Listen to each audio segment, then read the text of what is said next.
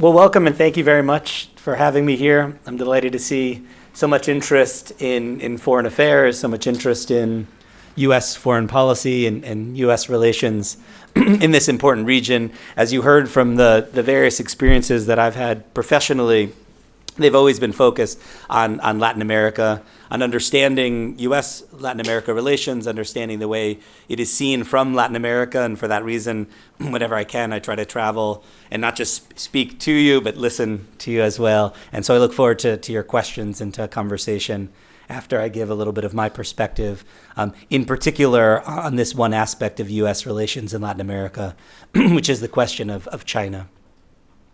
This wasn't chosen randomly, as you'll see in this presentation. This has become a guiding principle of the way the United States and to some degree Western Europe views the relationships with Latin America. And so I do think whether or not that's the most useful framing for how the United States engages in this region, I think it's essential to understand that has become a driving force when understanding the place of Latin America in the broader foreign policy considerations and priorities of the United States. And so that's why I think it's important for us to understand the roots of that perspective, the way it shapes a lot of the U.S. approach, and how that might affect the way countries in the region make decisions about the relationship with China and how to navigate amid great power competition. Great power competition is the polite way to describe the rivalry between the United States and China.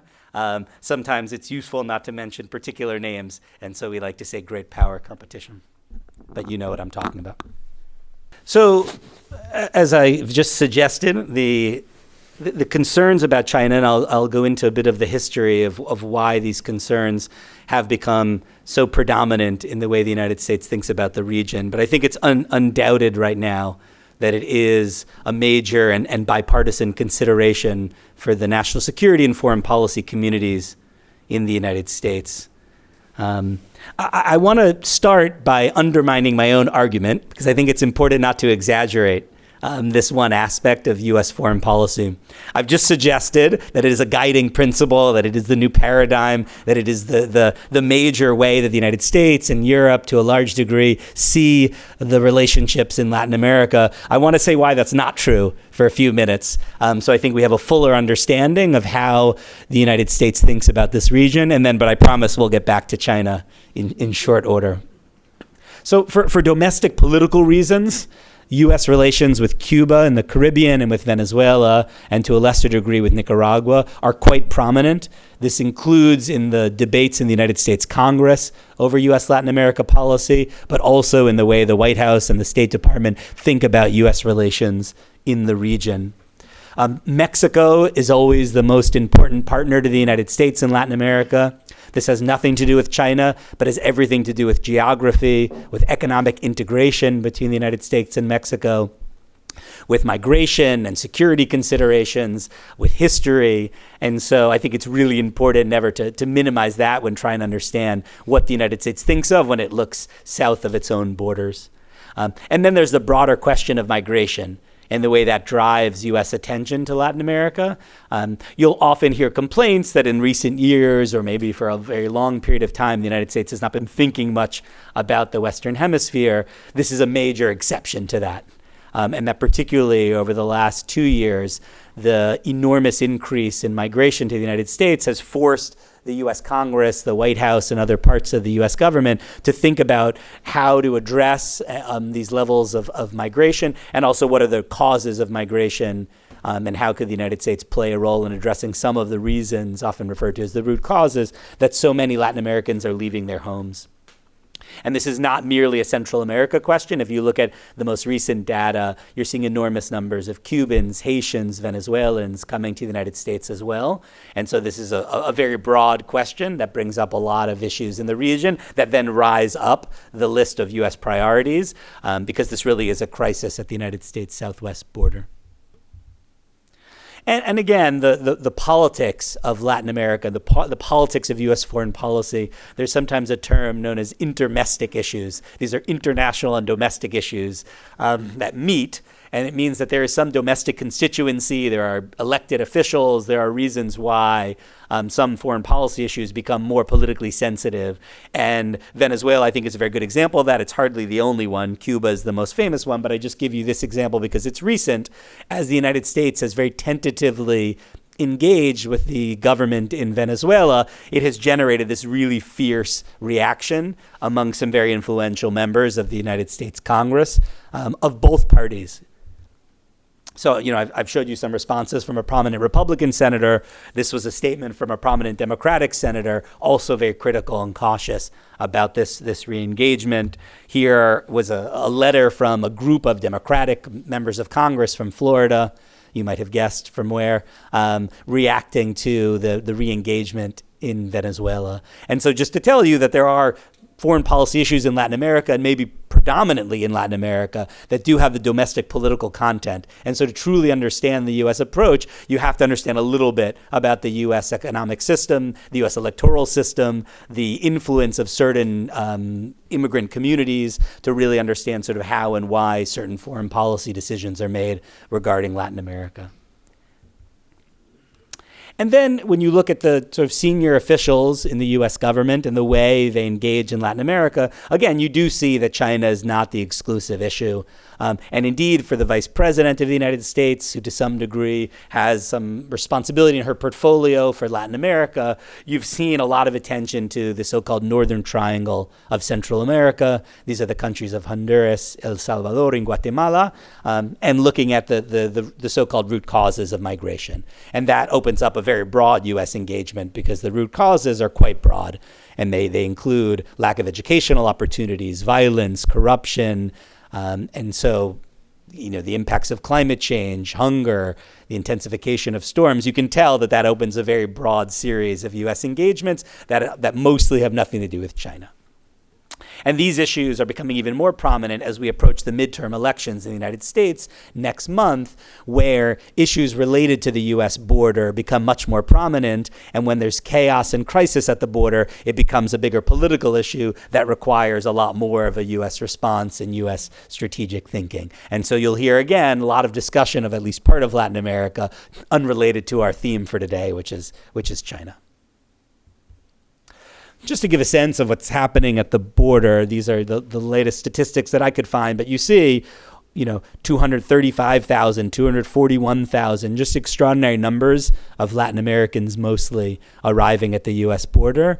And the fact that this group is much more diverse has, again, compelled a much more diverse conversation about what are the problems happening in this region that we see so many, again, Venezuelans, Nicaraguans, Haitians, Cubans, and of course the traditional migrants from southern Mexico and from parts of Central America. And so this does push, I think, a healthy debate that's more diverse and more dynamic than the merely China-focused conversation that we are admittedly going to have here shortly. But the migration crisis, for all the problems and all of the human tragedy involved, I think has forced some part of the U.S. foreign policy community to realize how grave a lot of the challenges are in much of Latin America right now, as illustrated vividly by the diverse and large flows of migrants that are coming to the United States. And again, this is unusual, I should point out. It used to be that I think it was something like 5% of the migrants arriving were from anywhere other than Northern Central America and Mexico when you look at Latin American arrivals, and now it's like 40%.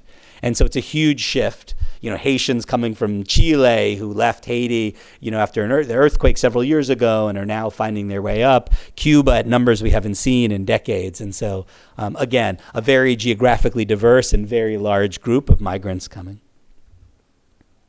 And so there's also sort of thematic issues that drive U.S. engagement in Latin America that I think are worth acknowledging. And these are issues that are less realpolitik. These are not the issues where you can see the impact at the U.S. border. These are more values-driven issues, I'd say. These are issues that are seen sort of long-term and reflecting U.S. principles of its foreign policy. And these include, above all, the defense of democracy, the defense of human rights, and the fight against corruption. And there were two speeches last year that the U.S. Secretary of State delivered, one virtual to the Organization of American States, the other delivered on a trip to Ecuador and Colombia, that I think give a little sense of, again, why there is some interest that's more thematic, and that goes well beyond any particular challenge or any particular foreign actor in the region. One of them is this notion that democracy is under attack in Latin America. And I think U.S. foreign policy right now is very much aware and driven by the idea that Latin Americans, and again, I'm speaking very broadly here, have lost faith in democratic institutions. And it isn't merely, though this is severe enough, that there are leaders in Latin America that themselves are undermining democratic institutions, but that Latin Americans have decided that these institutions do not deliver the kinds of quality of life, safety, security, decent public services, health, and education that was promised. And so you have communities in Latin America much more open now to alternative political models, to political figures who are less interested in democratic norms, in elections, the balance of power systems, and are more interested in promising solutions to some of these very legitimate public demands and grievances. And we've seen that manifested in the arrival of certain populist figures who come in and have an agenda that's quite hostile at times to democracy, but also in these social explosions that we've seen in Colombia, in Ecuador, in Chile in recent years that have expressed this rejection of traditional political parties and politics as usual that have reflected, I think, a declining sense of confidence. And so you hear the American Secretary of State saying people living in democracies in this region, it doesn't feel like government is doing enough to address the biggest problems they face. So here's an acknowledgement that it isn't sufficient to talk to the region and now in the United States to speak to ourselves about the importance of democratic institutions in and of themselves and these values. I say in the United States because I acknowledge there's democratic backsliding occurring in the United States as well, and a deterioration in the quality of U.S. democratic institutions. But to say to the U.S. public and to say to Latin American publics that these democracies are not delivering, and so we need to recognize that unless they show their value, it would be very difficult to generate broad social acceptance of these democratic norms. And so we see this again. We watch with alarm as democratically elected leaders have used the powers of the state to undermine democratic institutions. So I would say these are two big threats to democracy that are very much shaping U.S. diplomacy right now, including in Latin America. And again, those are a lack of support for democratic institutions or lack of a sense of their legitimacy, and leaders themselves who are attacking democracy. And of the many pieces of evidence one could point to, I just give you the Latino Barometro recent polling that shows a really stunning decline in support. This is sort of one of the most common basic measures, just asking, is this the political system you want? Is this the best political system that we can consider for your country? A decline from 63% to 49%, so less than half, saying that this is the preferred political system. Now, if you look a little deeper into this data, you're not finding people, and you can see even here, who are interested in authoritarian systems as the alternative. So if you look at that green line there, you don't find growing support for dictatorship. What you find is declining support for democracy and increasing support for giving up, throwing up one's hands and saying, that it's all the same to me. None of it delivers for my family the basic services that are needed to have a decent life. And again, the corruption piece remains very important. Corruption seen by many in the foreign policy community in the United States as kind of the root of all evil, as not kind of immoral in and of itself, but as something that allows for a lot of other social ills, poor governance, poor quality of infrastructure, attacks on the poor and everyone who needs to pay a bribe, lower quality public services because the decisions are made not based on the best use of public funds, but on the company that can pay the largest bribe. And this is not just in Central America. We've seen with the Odebrecht investigation in Brazil, the extent and geographic reach of corruption at a high level. And so the idea that, the imposition on foreign investment, the broad impacts that corruption can have in slowing economic growth and development and improving governance in Latin America. So this is, again, another quite important issue. And the last one I'll point to, unrelated to China, is the Summit of the Americas, which was very recent. It just took place in June. The United States was the host for the first time since the early 90s. And so because of that, the whole U.S. foreign policy community had to get together and say, okay, what is our strategy toward Latin America? What are the most important components? The president, the secretary of state, many ministers, members of the cabinet were traveling to Los Angeles. It was a moment that forced the community in the U.S. to say, okay, what is in it for us in Latin America? What can we contribute to Latin America? And it certainly was not a discussion about China. It was a much broader conversation that looked at public health and economic recovery and migration. It looked at supply chains. It looked at this whole series of issues that are priorities for the United States in the region that can help shape the U.S. thinking. And the themes were, again, varied, but they addressed migration and sustainable and economic recovery and a lot of what I've just described as broader U.S. priorities in its engagements in the Western Hemisphere.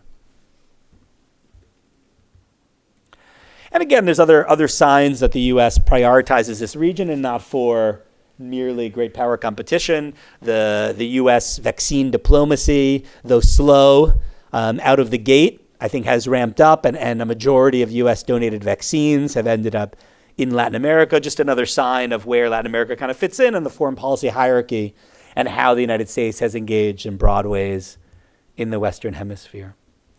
And now, as promised, China.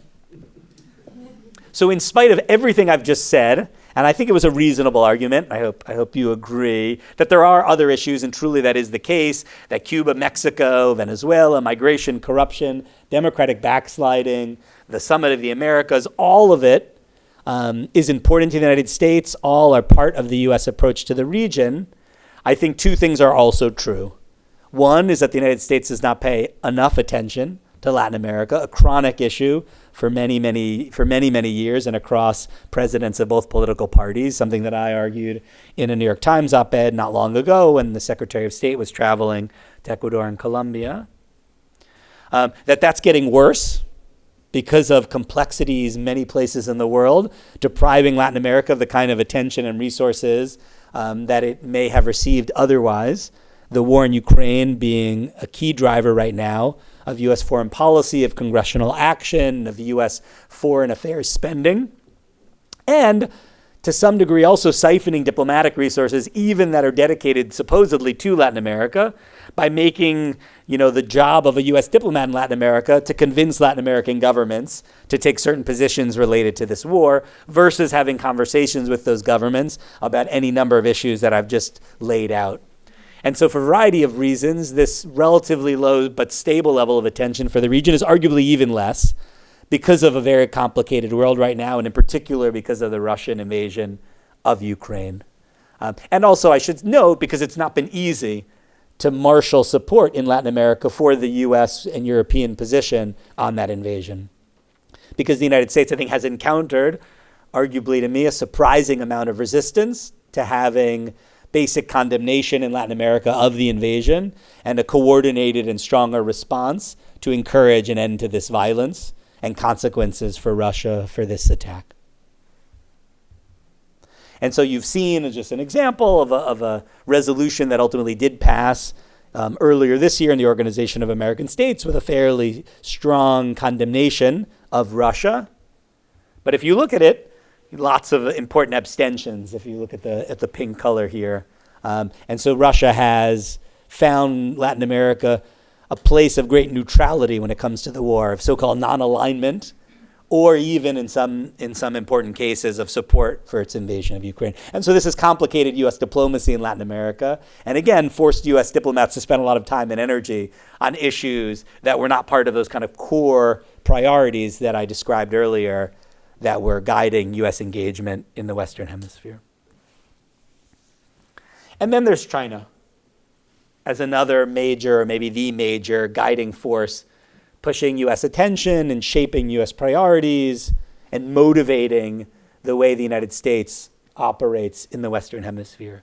I'm going to describe that without passing judgment on it, at least initially, but we can talk in our questions about whether this is a useful approach diplomatically for the United States, whether this is what the Latin Americans want to hear from us, whether this is even the most effective way to focus on China by focusing on China, or whether you can more effectively compete by not mentioning China in every engagement and not being so obvious about China as this organizing principle. We can talk about that later. Right now, I just want to express what's happening, and I think it's important to understand it and recognize the scale of this change in great power competition and in geopolitics and where Latin America fits in. And then I promise later we can talk about tactics and whether this makes sense, even if this is your objective. Partly, this is a reality based on China's extraordinary growth and influence in this region. I'm giving you here just some basic data from 2007 on cumulative Chinese investment just from the state entities in China. So this doesn't capture a lot of other types of investment from private and quasi-private sector entities in China, but a large investment in the biggest economies in Latin America, and with it, not surprisingly, an increase in influence from China, an increase in China's presence here, an increased diplomatic role in the region. The United States is reacting to this, and I don't think it has invented this phenomenon.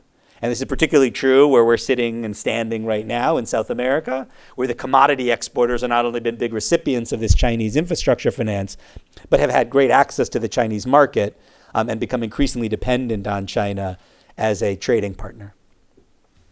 And so the United States, recognizing this, has pivoted, at least in terms of its instrumentalities, in terms of the tools that it has, to think about ways to have a bigger presence here in the areas where it matters most to the governments in Latin America. And above all, that's infrastructure finance. That's providing capital to a region that is scarce in the capital needed to invest in pretty basic infrastructure to improve economic competitiveness. And so you think of things like highways and ports and railways, all of the areas where it's generally been for the last few years, China showing up with major multi-billion-dollar investments and often the ability to carry out these projects as well.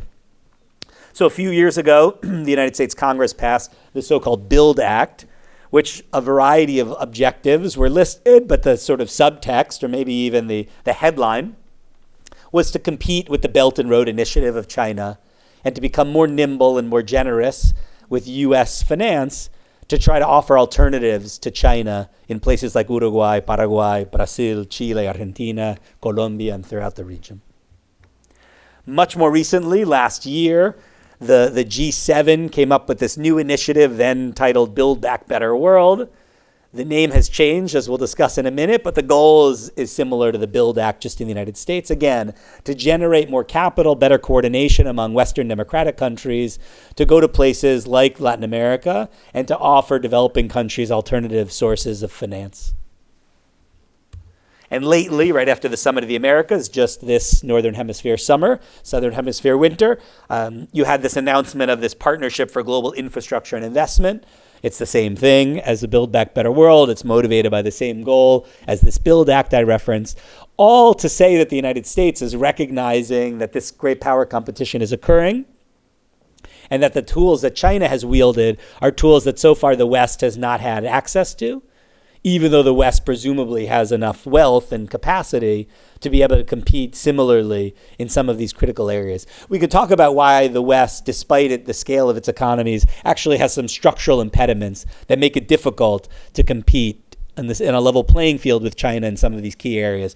But I mention these new tools to show that there is this acknowledgement that this is where the battle is taking place and that you can't really compete unless there's some alternative offer available.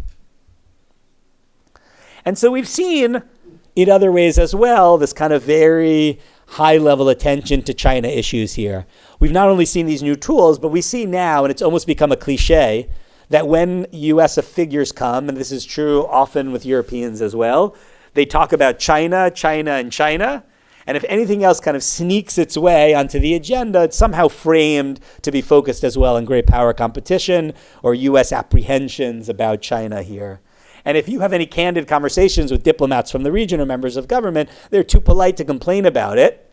But it's tiresome, I think, and you have to acknowledge that they sort of sit down and anticipate that any request they have is going to be framed as something useful to the United States and having the United States have a new tool in supplanting China in whatever area of economic or commercial relations there is. And so I give this example because this was a very high-level visit of President Biden's national security advisor. And if you just want to Google the headlines that emerged from these visits to Argentina and Brazil, Huawei 5G technology, and conversations about why that's of a concern to the United States were the major conclusions from those conversations. So what are the concerns, right, specifically when the United States thinks about China and Latin America? Why is it so worried? Why are the Western Europeans so worried? I put them into these categories, although these are very broad categories. Investment in the Belt and Road Initiative, principally that the Chinese are here, and through these investments, we'll talk a little bit about the nature of these investments themselves, but generally speaking, through these investments, gaining a lot of influence. Trade, the market access to China, the fact that countries like Uruguay depend now so much on Chinese purchases of beef and other commodities, had given China a lot of influence, a lot of access, the opportunity to weaponize that market access, which we've seen in the way China has tried to punish Australia for Australia's reactions to the pandemic and China's mishandling of the early period of the pandemic. Its punishment of Lithuania and other countries that get out of line. Its punishment of Paraguay in terms of access to vaccines. So trade as a source of influence for China. Military cooperation. This is the increase of Chinese presence selling materiel in Latin America and also training, having cooperation, a bigger presence in Latin American ports of Chinese ships. Taiwan, where it has the majority of its remaining diplomatic allies, its formal diplomatic partners are in Latin America. The Asian Infrastructure Bank and other sources, new sources of capital that again bind countries in this hemisphere to China. And then telecommunications in particular as an area of immense concern from a national security perspective of the United States. And so these are kind of the broad categories when the United States looks at China here and starts to think about why is this a problem? Why does it matter that this adversarial authoritarian country is gaining influence in an area of strategic and geographic importance in the United States? Well, it happens through these general areas, and this is what generates a lot of worry.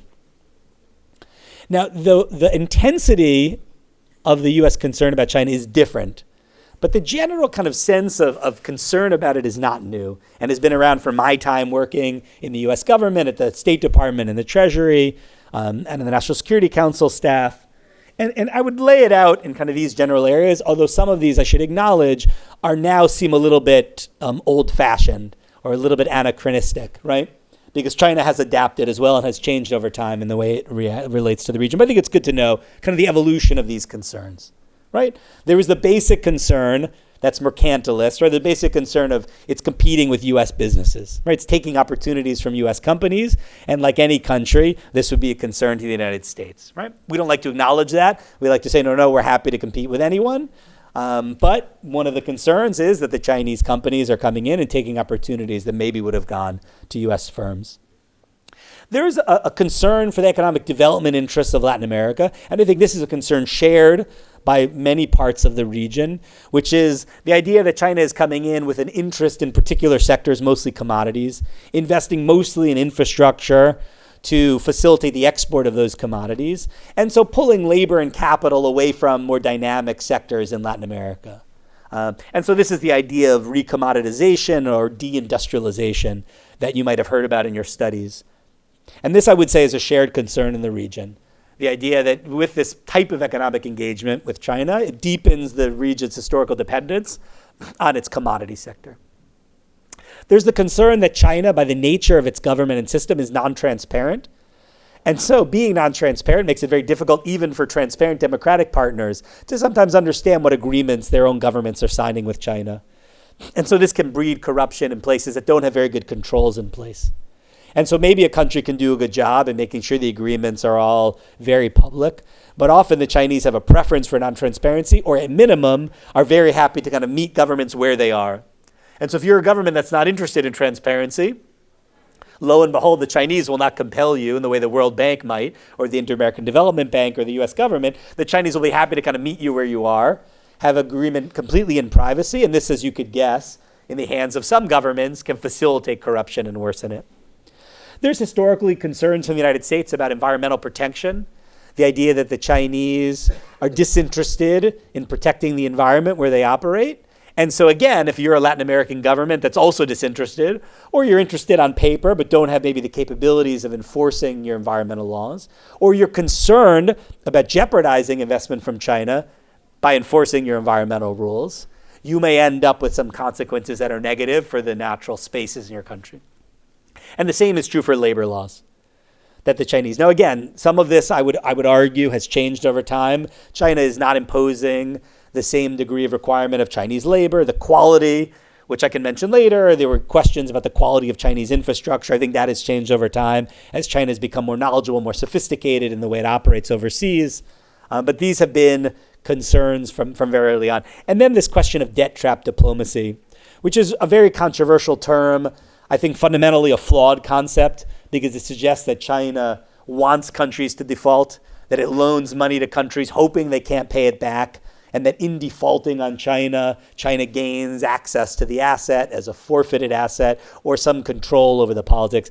I think China engages in debt trap diplomacy by accident because it has been amateurish in the ways it has engaged, and it has excessively lent money to governments for projects that weren't productive. And now when the governments can't pay it back, it puts China in a very difficult situation. This is sometimes known as a creditor trap instead of a debt trap, where China finds itself, particularly in Venezuela, even in Ecuador right now, sort of stuck. And it doesn't really have a lot of experience renegotiating its debt. It's not part of the Paris Club of industrialized countries that have a more institutionalized system. It likes to think of itself as a poor developing country, but now suddenly it's being seen as a rich lending country. And so for a lot of reasons, I think debt trap diplomacy as a concept is flawed. But the debt is real. And so, concern of the United States historically, and particularly under the last U.S. administration, is that Latin America and other regions have taken on excessive debt because China is not interested in its sort of South-South approach in lecturing about debt sustainability or macroeconomic stability or deficits. And so if countries want to borrow, China will lend. And that has generated some real debt hangovers that I think are problematic for your generation when thinking about what you'll inherit from some of these relationships with China. And again, Ecuador and Venezuela are good examples of this, but they're hardly the only ones. And so there's also this question of whether China kind of overpromises, that China is sort of notorious for announcing the same agreements over and over again over many years. And often these grandiose projects just don't happen. This is hardly China's fault exclusively. This has to do with grandiose Latin American visions for big infrastructure that end up generating a lot of social and environmental opposition and political opposition. But it's an important concept, the idea that engaging with China sometimes you'll generate kind of expectations that wouldn't be met. And then again, just this sort of fundamental idea that the nature of the country that's engaging in all of this, right? That this isn't just Germany or France and the United States sort of jealous of a new player that's succeeding in a region that the United States once dominated economically and diplomatically, but the nature of the country that is having this success. And I think it's important to say, as impolite and undemocratic and undiplomatic as it is, that again, this is a country that's authoritarian, a country with a very aggressive posture toward a democratic neighbor, Taiwan, that has threatened and seems to be preparing for an invasion of the nature and consequences we've seen in Europe in recent months. A country that's abusive of civil liberties and human rights in China, that has destroyed the democracy in Hong Kong and is committing what is often referred to as a genocide of a Muslim Chinese community in Xinjiang. And has taken similar steps in Tibet. And so again, I think sort of understanding the nature of this adversary also helps you understand how it's seen in the United States. And the reason I list all that is not simply to attack China for, I think, justifiable reasons, but to understand the way the United States sees China. Because it's easy to see it as a more kind of neutral actor when you're in a country that is generally focused on the economic necessities in fragile economic moments. And I think a lot of Latin America understandably looks at China as this critical economic partner, and for a variety of reasons doesn't focus on that list that I just gave. Not because necessarily there isn't knowledge or appreciation of it, but it's a little harder to focus on ideas like human rights and democracy when you're living in much more fragile economic moment. And so I think for a variety of reasons, some ideological, some economic, some political, we sometimes lose sight in these conversations about China of the nature of the Chinese dictatorship. And I think at least, at minimum, it's important to understand how China is seen from the United States when understanding why the United States is so obsessed with China in all the ways that I've just described. And I think the last thing I would say about concerns about China and the way it engages in the region is what I've hinted at earlier about transparency and corruption, which is what I consider Chinese agnosticism about regime type. Which is to say, China is not trying to create a communist party in every country it operates in, or even to come to Uruguay and Chile, places where there is a communist party, and to say, okay, that's the party we want to work with. I would say what China does is a status quo partner, which is to say, if it finds a brutal dictatorship in Caracas, then the brutal dictatorship in Caracas is China's friend in Caracas. If Brazil elects a far-right president, then China's friend in Brasilia is a far-right president, right? If China comes to Uruguay and the Frente Amplio loses and a center-right party comes in, then China is happy to work with that party. Now that sounds nice, right? Less ideological, more flexible, the kind of partner you want, who's just meeting you where you are. Saudi Arabia. In terms of? Saudi Arabia. And U.S. for the United States. We can talk about the way the United States interacts. And I'm happy to engage on that as well. But what I think is important to say about the Chinese approach is that it's not convenient if you're a political prisoner in Nicaragua, if you're tortured in Venezuela, if your government is borrowing billions and stealing hundreds of millions. Then it's less convenient that China becomes this major partner to your government. And so what I would say is that kind of agnostic approach of the Chinese is very attractive to governments of all stripes. The fact that there's less conditionality in the Chinese approach to lending is very convenient. The fact that China doesn't lecture governments about how it should spend this money or what it should do with its macroeconomics is very convenient, very attractive. The kind of what's known as sometimes patient capital of China, the idea that it will invest in things that don't seem of sort of short-term profitability, all that can be put to good use, but it can also have negative consequences in a region that occasionally has problematic leadership. And that leadership, when Western Europe, the United States, even other countries in Latin America are trying to isolate it or nudge it in better directions, when it has this key new international partner providing lots of support, it makes it much more difficult to nudge a country in what would be, I think, widely considered a better direction in terms of human rights and economic management. And so how has the United States kind of engaged and learn from these kind of concerns and help shape U.S. policy toward China? What I would argue is that it wasn't always what it is now. That even though I've said these concerns to different degrees and with different intensity have been around for a long time, there was a period where the United States still, despite it all, looked at China as a potential useful partner in Latin America and never thought about kind of this decoupling notion or you're with the United States or you're with China or you're in a divided world. I think there was sort of a long period of the United States learning as well what coexistence with China would look like in places like Latin America, and whether China could have a net positive impact in a place like Latin America. And I would say some of that thinking still exists, but to a much lesser degree. But an acknowledgement that this is a region scarce in infrastructure, for example, and so that Chinese capital could be put to really good use. That China had become an essential partner, trading partner, and source of investment. And that was and remains a reality. And so whatever the United States might want, this is the reality in the region right now. And so acknowledging it seemed rational, and I think to some degree still is. And that again, that the Chinese, as consumers of Latin American exports, particularly in South America, China is a big competitor to manufacturers throughout Latin America, and principally in Central America and the Caribbean. But for commodity exporters, that it's this huge market, and again, that's a reality that gradually I think has been acknowledged, will not change. The United States, which produces many of these same sources of exports, is not going to be the major market for beef and wheat and soy. And so this acknowledgement, I think, has been around for a while, and I think used to have more weight in arguments about how China and the United States could coexist in this region.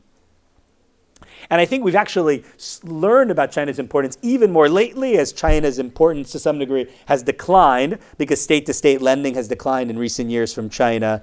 And Chinese economic decline has also sort of reinforced this argument that China is very important to the region and that needs to be acknowledged as kind of a permanent aspect of Western Hemisphere geopolitics. And again, you've seen, because of the consequences of this sharp decline in recent years of Chinese investment in the region, and the decline of Chinese demand for some products from the region, perversely, it's kind of been the reminder of its importance, right? Because of the economic headwinds that has represented. And as well, kind of as these have had some impact on Chinese, I think, reputation in the region and the style of Chinese diplomacy. For all these reasons, again, I think the U.S. has become even more cognizant of the way that China is now this essential actor in the Western Hemisphere. And so I think the way that the thinking in the United States has evolved is that these long-term considerations have outweighed lately the sense of China as a potentially helpful partner in Latin America.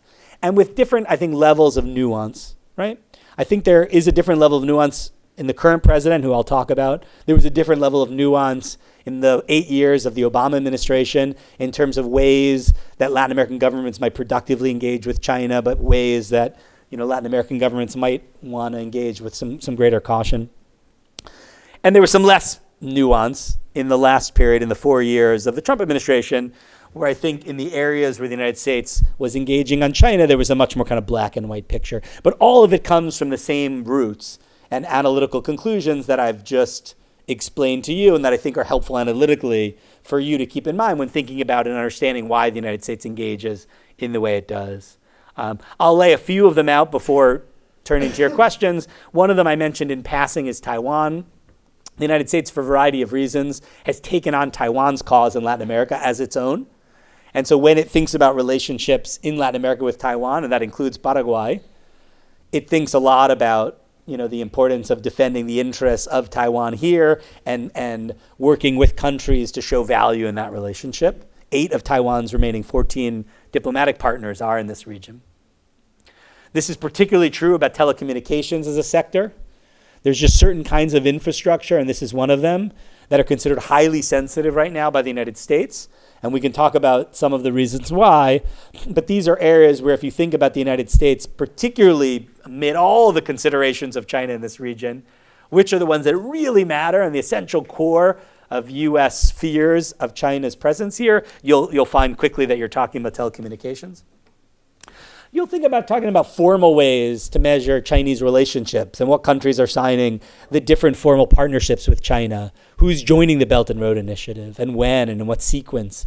These are metrics that have become more important to the United States in trying to kind of measure the advancement of China in the region and how the United States is winning or losing this great power competition. And generally it's losing, I think, by almost any of these barometers. And then areas where we see China having success that we think are sort of directly problematic for the region. The digital mass surveillance technologies, this concept of digital authoritarianism. Again, of a government that, when engaging with authoritarian regimes in Latin America or governments kind of leaning in that direction, is happy to provide the tools that enable repression and surveillance and undermine civil liberties. The idea that governments in Latin America sometimes find themselves more constrained in taking positions that the United States would think of as more consistent with democratic values in this region because of their relationships with China. The idea that non-alignment is now talked about very frequently, or active non-alignment, different formulations, but a specific notion that this region should not ally itself with the United States in U.S.-China competition. This is very fashionable right now in the region and a really strong signal to the United States that if there's a competition going on, well, if China hasn't won, certainly neither has the United States. And that Latin America seems very committed right now to a non-alignment approach, right? And that the tide is shifting in Latin America, and there's a lot of concern that this is opening up new opportunities for China, that when governments of a certain ideological orientation win elections, there can be much more openness to engaging with China. And so all of this kind of reinforcing these considerations for the United States and forcing the United States to frame its engagement in the context of great power competition. You see this increasingly said explicitly. So you no longer need people like me to say, okay, here's kind of what's really behind a lot of U.S. thinking, or you don't need to be at these meetings I've referred to where U.S. diplomats and senior officials are talking endlessly about China when engaging with officials here. But you can see it again in specific statements that come from the United States, such as the National Security Strategy from 2020 in the last administration that talked very specifically about these kind of new actors in the region and all the nefarious impacts they have here. And I don't want to make light of it because I think there is something to this, but it's very explicit now right? Unfairly disadvantage the U.S., harm the environment, pressure nations to adopt policies inconsistent with democratic values. A really explicit statement about how the United States sees China engaging in the region. And a highly confrontational approach in that era, a less confrontational approach right now under the current US administration, but fundamentally based on the same considerations, the same fears, and a use of similar tools to make a similar argument. And so under the current administration, the head, or the commander of the Southern Command, traveled recently, including to Argentina, and in an interview there mentioned particular infrastructure projects, including Chinese control of these ports in each end of the Panama Canal, as especially worrisome to the United States. And so I think, again, you're seeing a much more blunt and public assessment by various parts of the US government in acknowledging all of the things that I've just laid out that were usually said with much more subtlety, that were said with much more politeness and much more diplomatic attitudes.